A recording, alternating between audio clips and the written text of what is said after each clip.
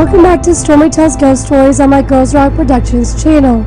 For this month, we will be visiting a town that is close to my heart, Wilmington, North Carolina. Wilmington is home to a lot of rich history, dating back long before the first Europeans landed here in 1662. From giant serpents in the river to swashbuckling pirates, join me as I take you to some of the most haunted locations around the historic Wilmington. Remember to like and subscribe to my channel for more content. For this week's video of Haunted Wilmington, we will be visiting some of my favorite haunted pubs and restaurants around town. From a bar in the basement of a 19th century building to a German pub and restaurant that was home to one of the first gay bars in Wilmington. From the oldest bar in Wilmington to the oldest billiards hall in Wilmington. From a brewery that was once a department store to a brothel that became a swanky restaurant on the Riverwalk. We will then end our video with a Masonic hall that is now home to a popular pizzeria. We are going to start with a dive bar that was once a stop on the Underground Railroad, Lula's, a pub. Located in the basement of a 19th century building, when you enter into Lula's, it's like entering into a speakeasy. The walls around this cozy little dive bar are made of ballast stones. Now, ballast stones were used by cargo ships to weigh down the ships while they were pulling into port. Once they arrived, they tossed the stones ashore and replaced them with the goods they're bringing back, leaving a lot of free building materials for the local crews. Now, behind those ballast stones, just behind the wall, there is a series of brick tunnels. Those tunnels were built by the city of Wilmington back in the 1700s to help drain the water when the city would flood, but they would soon be co-opted with the Underground Railroad. Back in the 19th century, the Cape Fear River was lined with rice plantations from Wilmington all the way to the central North Carolina, and the African Americans enslaved on those plantations would use the Cape Fear as an underground railroad. If they could make it here to Wilmington, they had a chance of getting on a ship headed north to freedom. During the blockade of 1862, over 20 freedom seekers would actually steal rowboats and row out into the middle of the Atlantic Ocean, where they would be rescued by Union soldiers. But not all of these people would make it to freedom. You see, they risked drowning in the river. Also, if they were captured before getting on a ship, they would be brought back to the plantation where they would be maimed or killed as examples to the other slaves. A lot of these times, people would actually have to wait several days or even weeks to secure safe passage on those ships, so they would have to hide out in these tunnels while waiting for a signal. And the tunnel behind Lula's was a very popular spot because the people who owned the grocery store above Lula's were an abolitionist couple, and they believed that it was their duty to get as many of those men and women to freedom as possible. And the story of Lula's involves one of the men they helped, a former slave named Cooter. Cooter was a slave on a rice plantation roughly 60 miles outside of town. There were actually so many slaves on this plantation, he was able to escape 19 times without anyone noticing he had run off. But he was always captured and brought back before ever making it out on a ship. So that causes many historians to believe that he was actually not trying to escape, but was instead a conductor on the Underground Railroad. This is because he is said to be a very kind and generous soul with the same eagle-eyed stealth as Harriet Tubman. In fact, that's actually how we got the nickname Cooter, which is a type of turtle here in North Carolina. He would actually stick his head out and look around before making his next move, like a turtle. One day, his owner was so enraged by all of Cooter's escape attempts that he decided to hold one of those makeshift meetings. He would call all the slaves into the room and told Cooter to step forward. But instead of beating him, he would hand him his freedom papers. "If you want your freedom so bad, you can have it," he said. Now, Cooter would quickly sign his name to these papers, but something was clearly amiss. As soon as he finished signing his name, 2 henchmen rushed into the room. One would grab him and hold him down by the shoulders, while the other would pull out a handsaw and start sawing his feet off at the ankles, ignoring his cries of agony. After they finished, the owner was standing there with an evil smirk. "There, you're free to go wherever you please," he said, "if you can get up and walk." The other slaves did help nurse Cooter back to health, and he did learn how to walk without prosthetics, which was excruciatingly painful, and he would eventually make it back to Wilmington, where he would find a doctor that was willing to help him. So Cooter was officially a free man, but his heart wouldn't rest until he was able to help as many of his brothers and sisters on that plantation as possible. With the help of the abolitionist couple, he was able to go back to his former plantation at least 3 times to help people escape. But his former owner did eventually find out, and he would send a group of armed henchmen into the grocery store to confront Cooter. When Cooter came out to talk to these men, he was dragged out into the street where they began to beat him right in front of the couple and their 2 young children. As he was lying bleeding on the sidewalk, the mob would turn to the couple with a message from Cooter's former owner. If they ever helped another runaway slave, he would kill them and their children before burning their business to the ground. As a final blow, they would execute Cooter right in front of them. Now, Lula's wouldn't arrive in Wilmington until the 1990s. Before that, it was a candy shop, a meat market, and also a nightclub. But there was actually no talk of any paranormal activity in the building until Lula's. The original owner of Lula's felt such a strong presence when she entered into the basement that she decided to hold her own makeshift seance. She put a bunch of post-it notes all along the walls with a different name on each one. She would then ask the ghost to knock off all the wrong names off the wall, and after a while, the only name remaining on the wall was Cooter. The current owner doesn't actually believe in ghosts, but he has admitted that some strange things have happened. One day, he was trying to load some boxes into an empty room when the door slammed in his face and locked itself. When he tried to unlock the door, he was met with some resistance. Then he would hear a sudden crash behind the door as if someone had just knocked a bunch of plates and silverware off the tables onto the floor. Finally, when he was able to enter the room, there were no broken plates or silverware on the floor, and there was no one else in the room. He did, however, have a very strange feeling that someone was in the room watching him. After going over the experience in his head over and over again, he finally came to the conclusion that it had to have been Cooter. You see, he had hired 2 men to help him load those boxes into the room that day, and they had a history of making racist jokes and comments. So, it seems like Cooter just didn't want those men in the building, and can you really blame them? Aside from that incident, he's not really been much trouble, just some harmless pranks here and there, which I can personally attest to. He's actually an honored guest at Lula's. Anytime patrons see a dark shadow in the corner or feel someone brush up against their arm, they'll raise their glass to Cooter. Now, let's leave this locals hideaway and head up the street to a German pub with a tragic story. Cross Beer Garden. Just up the street in another 19th century building is an adorable German restaurant and pub with some amazing food. Cross Beer Garden. Now, Bros is pretty new to downtown Wilmington as it would be opened back in 2020, but the building would originally be a small cafe. Now, back in the 1990s, during the great revival of historic downtown Wilmington, the building would be home to one of the most popular gay bars of the 1990s, Mickey Rats. Now, the Mickey Rats would actually soon make national news for all the wrong reasons. Inside that bar, there would actually be a hate crime that would break out. The story goes that 3 U.S. Marines, they were waiting for a female friend of theirs to exit the bathroom when they claimed that some of the patrons started hitting on them. Now, it turns out this whole thing was a bunch of he said, she said.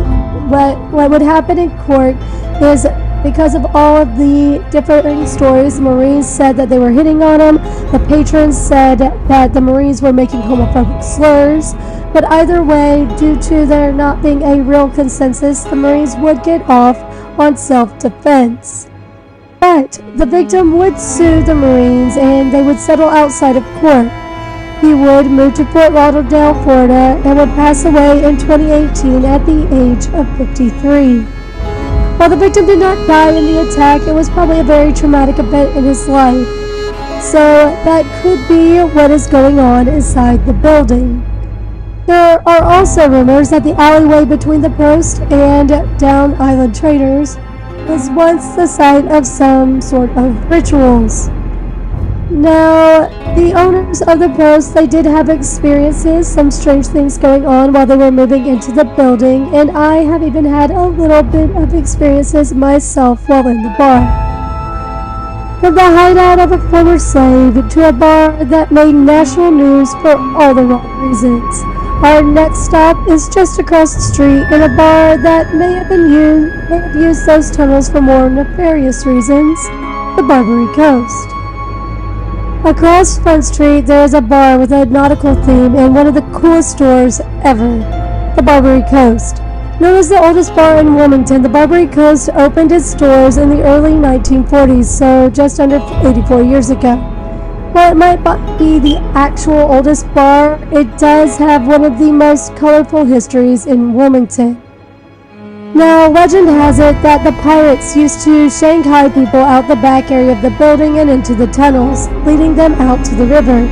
And that is just the beginning of the rich history. The bar was a main site for the movie Blue Velvet. It even still has the "This Is It" sign above the door.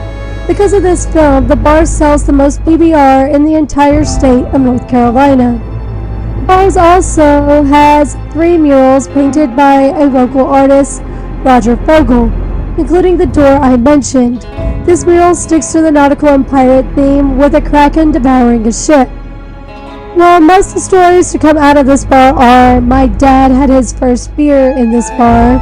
There are a couple creepy, spooky stories as well. The jukebox will turn itself on and off, but the craziest story that I've ever heard involves a statue of a mermaid. One day, a patron had donated a mermaid statue they had bought at an auction to the bar. A bartender actually thought this mermaid was pretty creepy, as it had those eyes that would kind of follow you around the room, like in those old-time portraits. Well, one night, while closing up, he swore that the statue actually moved into the hallway where he would go out to dump the trash, and it was standing right in front of the door. Well, after this, he had had enough. He decided to toss the statue itself into the trash. The next day, when he came back in, the statue was still standing there in its normal spot in front of the restrooms. He then decided to throw it into a deep ditch, and this was like a 30-foot deep ditch. It was a very big trench, and it would sit there for months while it started to decay.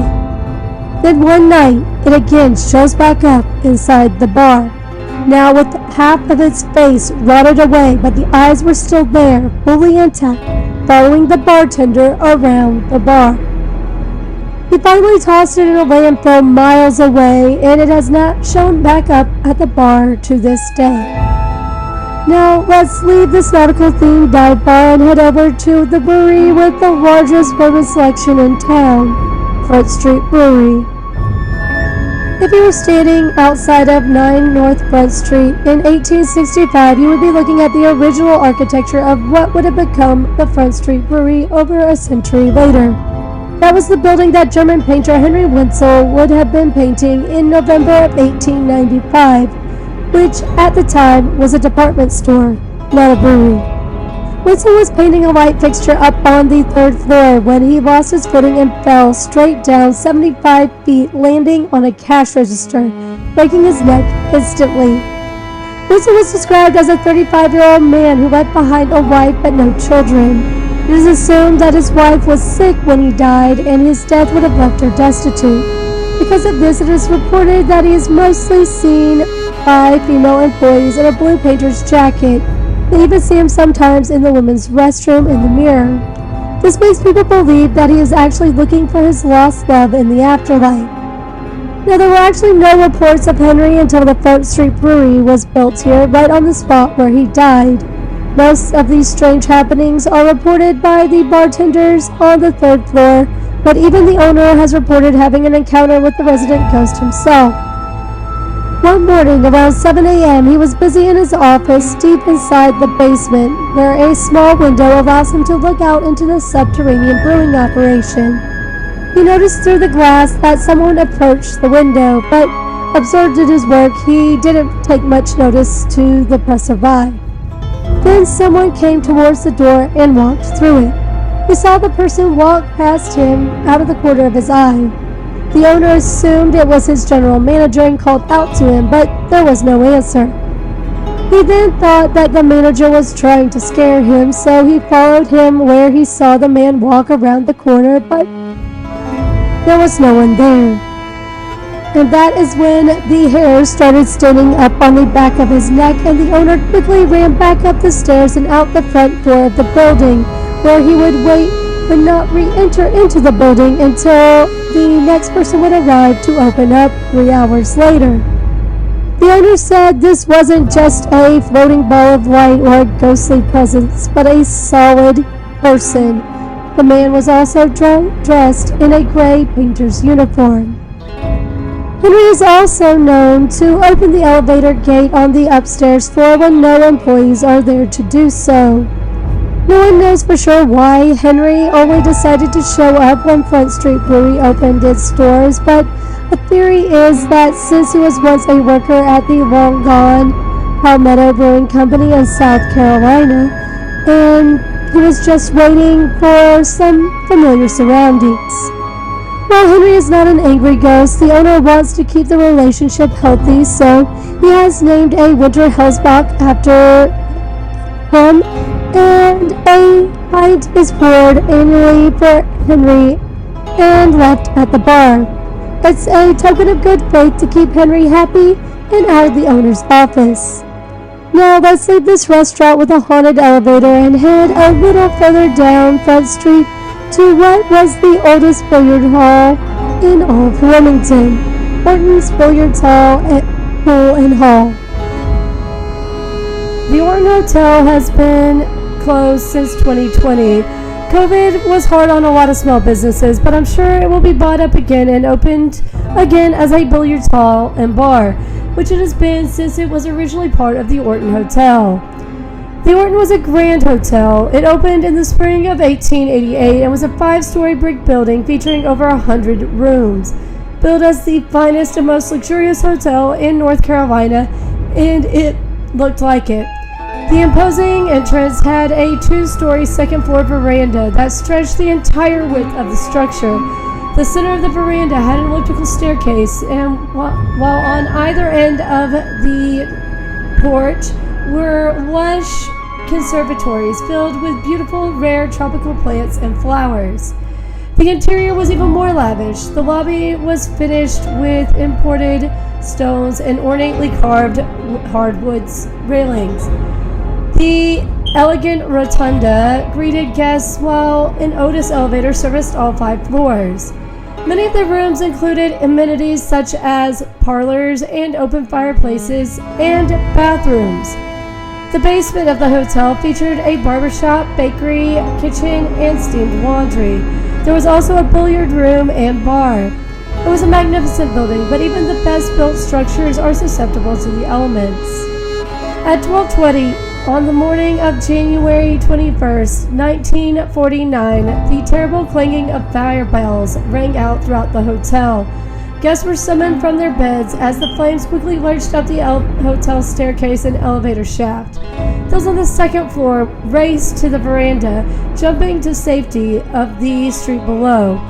Those on the upper floors gathered on the 5th floor and anxiously waited for rescue. With the aid of Wilmington's longest aerial ladder, the 5th floor was completely cleared. The hotel manager proudly announced that everyone was accounted for. In a fire that amounted over $1 million in damage, it appeared there was not a single fatality. Then a report was filed. While huddled atop on the 5th floor waiting rescue, guests witnessed a dazed man wandering the smoke-filled hallways. They called out to the man, but at each shout he wandered deeper and deeper into the billing gray gloom. But all guests were accounted for, so who could he have been? At the time of the fire, a gentleman who kept a room at the Orton Hotel was on his deathbed at James Walker Memorial Hospital. The morning before the fire, the dying man's brother, J.R. Mallard, arrived at the hotel after an all-night rail journey. After sitting by his dying brother's side all day and with nowhere else to go, the wary Mr. Mallard decided to spend the evening in his brother's room, unbeknownst to the front desk clerk. Mr. Mallard must have fallen into a deep sleep, only to awaken to the cries of fire. Several hours later, unfamiliar with the hotel, he stumbled out into the smoky hallway, and at perhaps the exact moment of his brother's death, Mr. Mallard became trapped in the burning building. Why did he walk away each time the guest called out to him? Could the spirit of his newly deceased brother have played a part? Despite the 500,000 gallons of water used to fight the fire, it would take 2 weeks for the site to cool enough to be inspected. With the collapse of the roof and 5 stories of brick into the basement, the rubble pile was immense. Yet one of the first items retrieved was a March of Dimes collection box, completely unscathed. But it wasn't until 27 days after the fire that the body of J.R. Mallard was found, face down on a charred mattress. The awful stench of the badly burned and decomposing body is what led investigators to the remains. The day Mallard's body was recovered, news surfaced of a second possible victim. William Stevens, a 25-year-old tugboat hand, was seen entering the hotel on the night of the fire, and he had not been seen since. As common as it was for rough sea hands to disappear on week-long drinking binges, it's hard to imagine how it could have taken over 3 weeks before someone thought to inquire about their deckhand's whereabouts. 1 month after the initial fire, workmen using a dragline shovel unearthed a portion of Stevens' skull. Over the course of 2 days, 1/3 of his body was unearthed, though whatever became of the other 2/3 remains a mystery. Now, as an unregistered guest, what could William Stevens have been doing in the Orton? Police suspect that he was simply visiting someone in their room, but then why didn't the person he was visiting report him missing at the time of the fire? Could his presence have been deemed embarrassing? After the fire, all that remained of the once grand Orton was the basement. In time, the area was rebuilt and the basement opened again as a pub, billiard hall, and barber shop.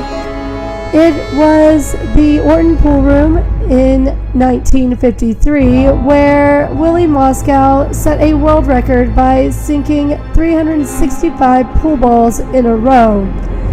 Those present said that there appeared to be a guiding force there that night.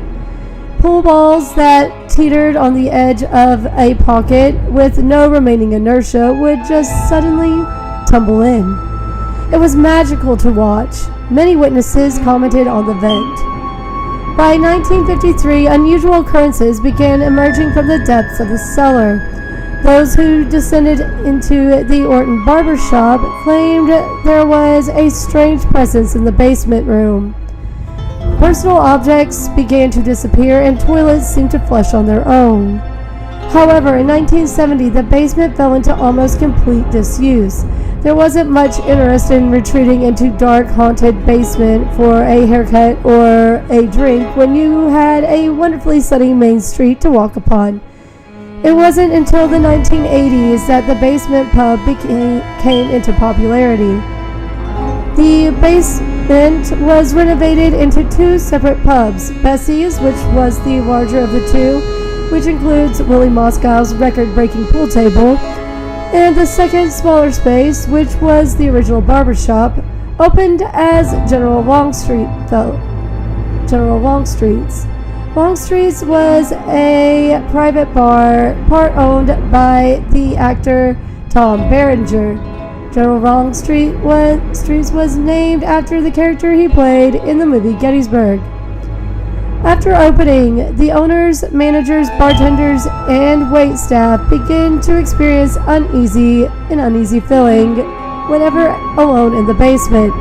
Some people reported hearing muffled male voice mumbling from somewhere inside the cellar. It was impossible to make out the individual words, but regardless of what was actually said, it was quite unsettling. It became even more troubling after some of the braver staff began seeking out the origin of this voice, only to find that no matter which direction they walked, the voice seemed to drift away, much as J.R. Mallard had done on the night of the fire. Running water was a constant theme in both pubs. Staff was often confronted with self-flushing toilets and slop sink faucets that would begin flowing on their own. Could this just be the two men who died in the fire trying to soothe the pain from their wounds? Early one evening, a patron of Orton's, when it was called Bessie's, was on her way back from the ladies' room in the back of the bar. On her way past an area known as Stephen's Corner, a small alcove tucked away in the rear of the cellar, she noticed an attractive man sitting alone. A brief conversation ensued before the young man, who said his name was Bill, excused himself, explaining that he had to meet someone up on the fourth floor. When the woman returned to the bar, she found her friends gazing at her in disbelief. "What are you guys looking at?" she asked. What were you doing back there?" one of her friends spoke up. "I was talking to some guy." "Why? What's up?" "Are you joking around with us?" another friend questioned. "What do you mean?" "I was talking to some guy named Bill. He had to meet someone on the fourth floor, but said he'd be back down. What's wrong with you guys?" "There was no one there," one friend stated, still unsure if she was being strung along as part of a prank. "What are you talking about? Of course someone was there. I was just talking to him." "There was no one there," her friend repeated. "We thought you were just joking around, pretending to carry on a conversation." The young lady looked around, and by the look of her friends' faces, she realized they were completely serious. "This is a one-story building," a friend interjected. "There is no fourth floor." The woman began to feel nauseous and quickly left the bar. It was only later that she learned about the story of the Orton and the death of William Stevens. She has never returned to the billiard hall since. In the early 2000s, the Orton Pool Room and Longstreet's Irish Pub were owned by the same owners of Fat Tony's Italian Pub, which was located on the first floor and the only floor of the building above the cellar, that is. But new management meant nothing to wayward spirits. Even then, a burning odor would linger throughout the building. The owners would search in vain, but could never locate the source. During a renovation of the pool room back in the early 2000s, a worker was walking by a dimly lit Stephen's Corner when he noticed a man sitting alone. "Hey, how are you?" the worker said as he passed by. The seated man nodded his head in response, but as the workman was turning away, he suddenly realized there wasn't supposed to be anyone else in the basement. He turned right back around, but the seated man was nowhere to be seen. The Orton Hotel was a fine hotel. Tragically, it went down in flames, taking with it the lives of 2 guests. When it reopens as the next of the revolving billiard halls, if you dare to enter the basement, you may notice a young seafarer sitting alone in the back of the bar. You may even catch yourself exchanging a few words with this friendly soul. Now let's step away from Stephen's Corner and head over to the site of a brothel back during the golden age of piracy, the Blue Post and Michael's on the Waterfront. This next spirit actually haunts 2 separate locations. One is what is currently a cute little restaurant on the Riverwalk, and another is a very popular billiards hall just around the corner, Michael's on the Waterfront and the Blue Post. Located at 5 South Water Street, Michael's arrived back in 2020, so it's fairly new to downtown. Before that, it was Delfina Dos, before that Mixto, and before that Water Street Restaurant. In fact, that building has housed at least 5 different businesses since it was constructed back in 1891. But our story is going to take place long before that building was ever constructed, back when the land was the site of a brothel known as the Blue Post, during the golden age of piracy in the early 1700s, when Wilmington was a very different town. During that time, this was a rowdy seaport filled with pirates and sailors looking for a good time.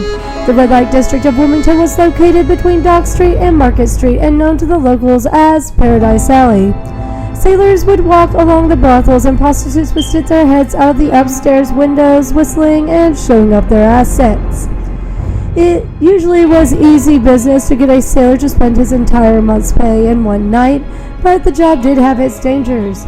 Prostitutes risked being drugged, beaten, robbed, and killed. They would also risk the spread of sexually transmitted diseases such as syphilis. It's rumored that the infamous pirate Blackbeard was so tortured by syphilis that he would actually raid ships to get the much-needed medicines to treat it. If he found a decent surgeon on board those ships, he would force them into slavery on the Queen Anne's Revenge. I actually talk a little more about this in Haunted Charleston videos. Many people believe that Blackbeard terrorized the Atlantic Ocean for years, but his pirating days really only lasted about 15 months, from September of 1717 to November of 1718.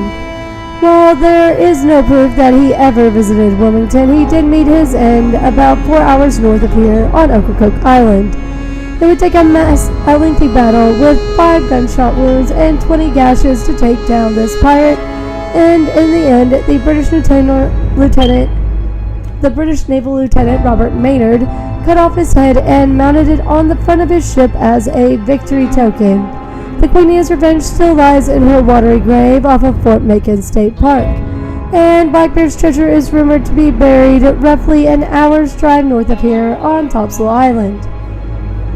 Now, with all the pirates and seedy criminals roaming the streets in the 1700s, brothel owners, they had to be tough, and the owner of the Blue Post was a massive, 6-foot tall, 350-pound, tattooed covered woman named Gallus Meg. And she'd earned this name because what she liked to do, she liked to grab the rowdy patrons by their throats and hoist them up off the ground like they were being hung at the gallows. Then, when their faces began to turn blue from the lack of oxygen, she would finish off the job by biting off their ears and throwing them to the ground in one swift movement. That's right, she taught Mike Tyson what to do. She would keep a pickle jar behind the bar as a warning to the other patrons, full of these ears. It is also rumored that she would chop up the ears and feed them to anyone who would complain about her tavern service. One day, a group of angry sailors rushed the bar and ganged up on Gallus Meg. She tried to fight them off, but she was outnumbered at least 5-1. They beat her senseless and left her to die on the floor of the bar. Since that night, her ghostly figure has made appearances both at 5 South Water Street, has been known to make appearances at 5 South Water Street. One night, the building was a bar known as the Delphina Dos. A drunk guy accidentally wandered into the women's restroom. Just as he was looking up to realize his mistake, he felt someone breathing down the back of his neck. Little did he know, this was Gallus Meg standing over him with a murderous scowl. He suddenly felt an intense pressure on his throat as if somebody was trying to choke the life out of him. He tried to scream, but only a gurgling sound would come out. Then, just as his face began to turn blue from the lack of oxygen, the ghost let him go. Now he quickly got up and rushed to the nearest staff member he could find and told them what happened. They simply laughed, saying, "You just ticked off our resident spirit. She's very protective of women, and she doesn't like drunk dudes." Needless to say, that man never walked into the women's restroom again. Now, the modern Blue Post is a popular billiards hall just around the corner. This bar is between 2 19th century buildings with an ancient alleyway that is bricked off on either side. This is part of the remnants of that Paradise Alley. On the bar, they do have a glass jar as a nod to Gallus Meg's ear collection, but don't worry, there are only lollipops in it. We started with a hidden gem that with ties to the Underground Railroad, then headed to a quaint German bar in a building with a sketchy past. From a bar whose door is literally a piece of art to a brewery with a friendly ghost. From a billiards hall with a table that holds the world record to a bar with the last remnants of the red light district. Our final stop this week will be a pizzeria and pub that is housed in the same building that housed the first public library in North Carolina, Slice of Life. Now, Slice of Life is a wonderful little pizzeria on the corner of 2nd and Market Street, and it has the largest tequila selection in all of Wilmington. But it does have a pretty murky past. In 1756, a wealthy merchant by the name of Cosmos Farkenhorsen died. Yeah, very unfortunate name. But he owned the land that now encompasses the southwestern block of Market Street and 2nd Street. He was a gentleman and a true farmer, and upon his request in his will, he was buried directly in the dirt, free from the confines of a coffin. His estate was then divided equally amongst his children. This was fairly uncommon for the time because most people in the colonial Wilmington would actually leave their land to the Masons. The Wilmington Masons first formed here in 1754. Their first lodge, which is now part of the Children's Museum over on Orange Street, was completed in 1804. As the order grew, so did the need for larger headquarters. A new building was constructed atop the very soil that Dr. Farkenhorsen so loved and whose remains still lay hidden somewhere beneath. The new St. John's Masonic Hall was completed in 1841. Built in the Gothic Revival, later renovations obliterated the original genre. In fact, half the building was cut off to build a parking garage. But meetings and balls actually took place up on the 3rd floor, which featured beautiful hand-painted frescoes and an organ and choir box. Guests of the lodge included presidential hopeful Henry Clay in 1844, statesman and orator Daniel Webster in 1847, and the 11th President of the United States, James Polk, in 1849. One of the state's first public libraries opened on the 2nd floor, while the 1st floor operated as a grocery. It was at this grocery in 1878 that a scandalous love affair would come to a tragic end. Mary Ratcliffe was born on the eve of the Civil War. Though her father was the son of a wealthy plantation owner, her mother was a slave, so Mary began her life as chattel.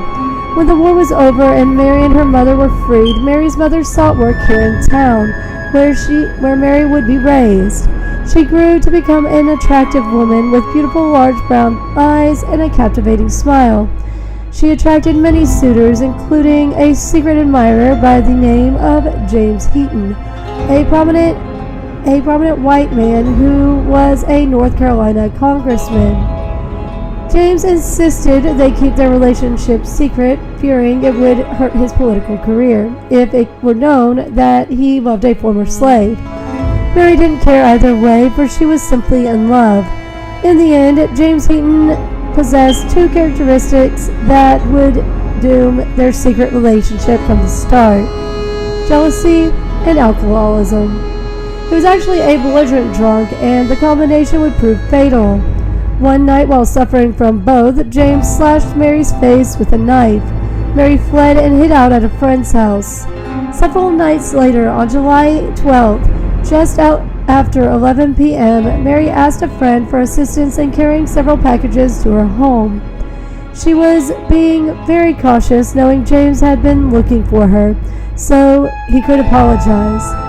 While walking up Market Street, Mary and her friend met another couple standing outside the grocery store. Mary was anxious to get home, but before she could break free from her friends, James appeared out of nowhere. James was unbalanced and his breath reeked of whiskey. Mary tried to hide in the shadows of the dark alcove of the grocery, but James approached her, extended his hand, and asked her where she had been the last few days. Mary refused to take his hand. He offered his hand 3 more times, and each time it was rejected by a resolute Mary. With each refusal, James became more and more enraged.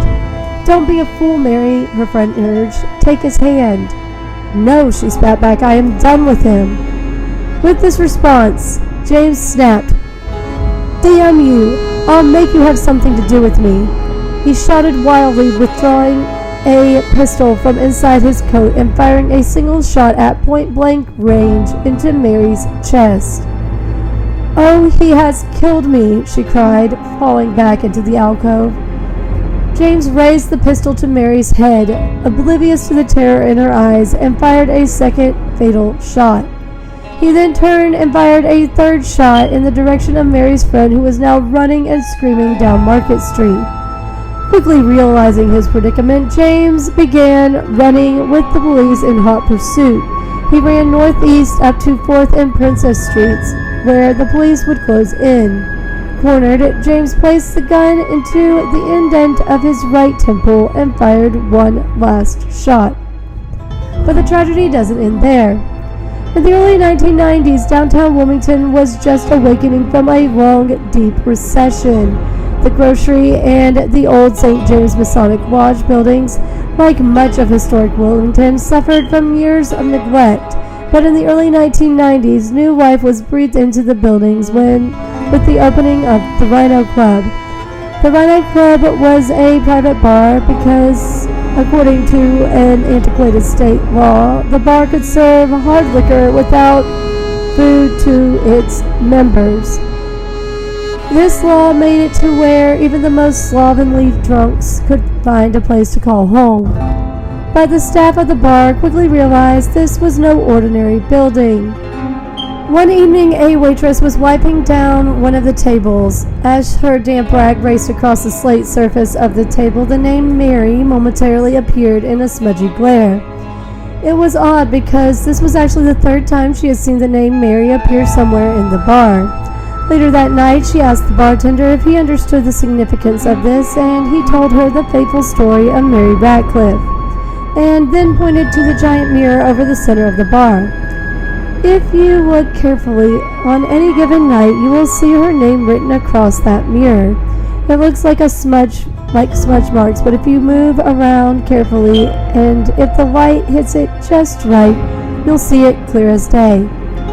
She looked, and there it was. It was the last night she worked there, and she later explained that she had no interest in working in a bar where a dead person was trying to contact her. A few years later, a bartender was alone in the stock room pulling fresh bottles for the evening rush. He was awkwardly bent over several boxes, searching for a specific bottle of liquor, when he heard a woman whisper something from just behind him. Grunting, he got himself out of the awkward pose, then turned to find the room was empty. It was odd because it very much sounded like this voice was right behind him.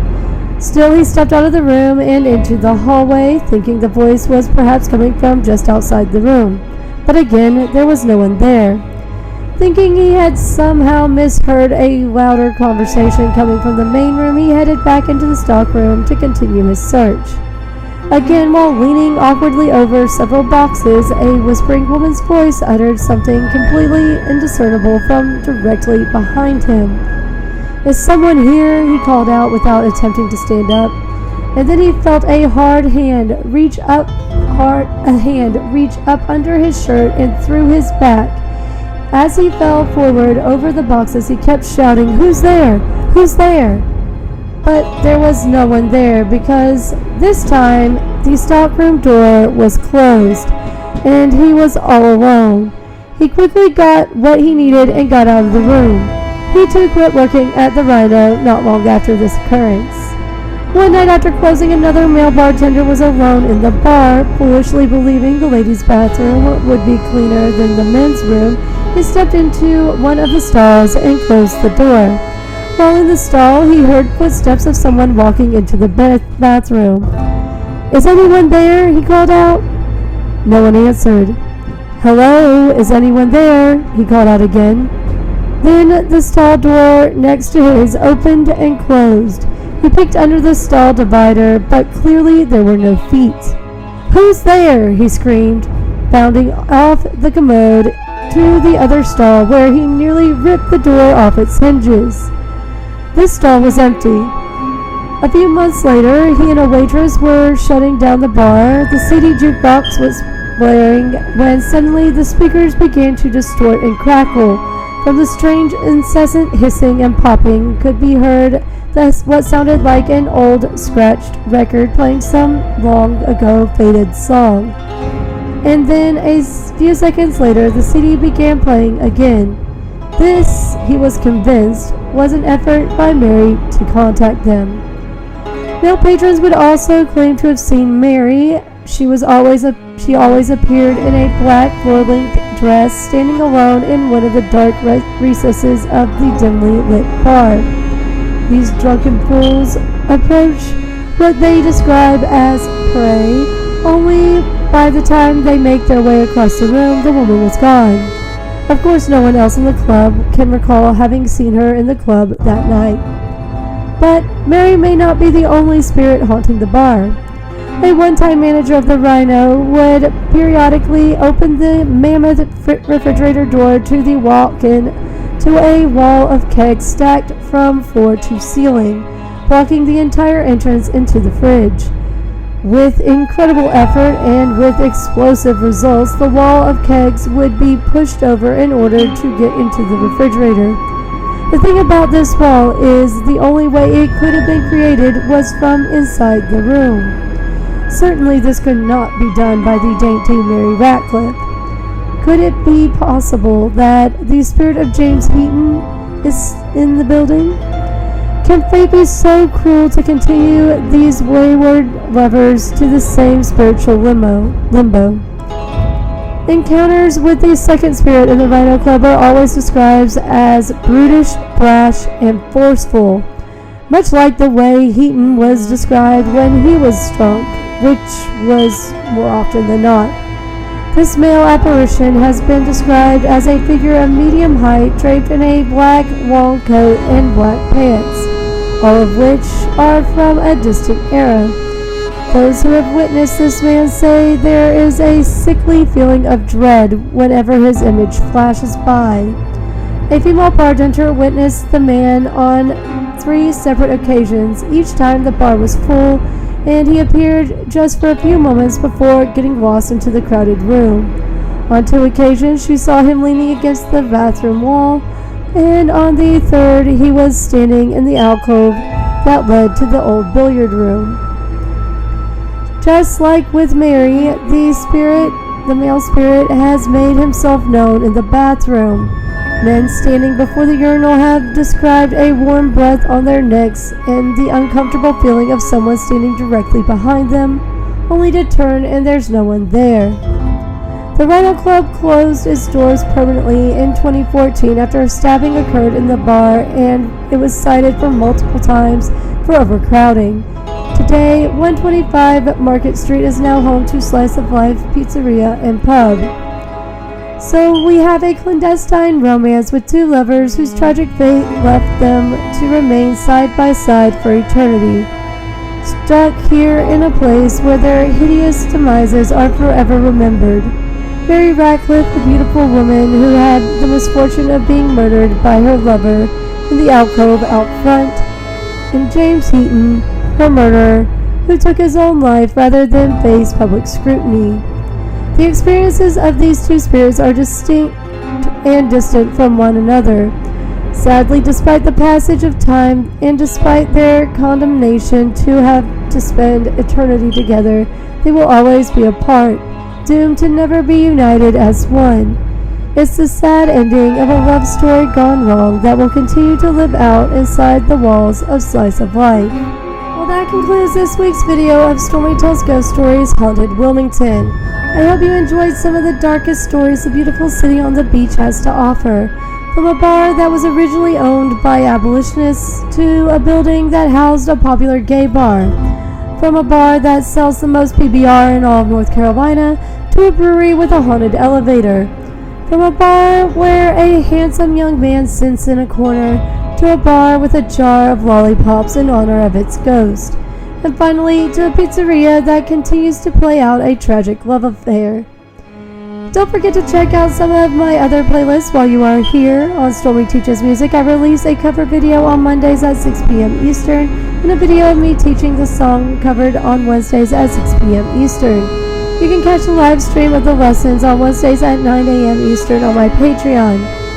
On the Stormi Does Arts playlist, I have some partial videos of my live stream that you can get on my Patreon for the gold tier or higher. These streams are daily at 11 a.m. Eastern Time. There is a link to my Patreon in the description box and comments below. Also, I do have a one-time donation option on my Patreon that goes towards building a new form of public schools.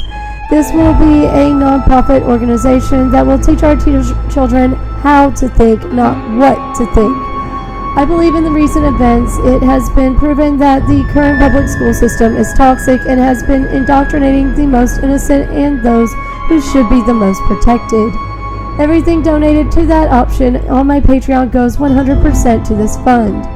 I am also open to teaming up with PragerU, TPUSA, and any other independent, moderate, or conservative content creators that would also like to help with this idea. Also, any liberals who are against the whole political assassinations are welcome to join as well. Finally, check out Stormi Talks True Crime for some of the most heinous crimes in history. New videos are posted on Thursdays at 6 p.m. Eastern.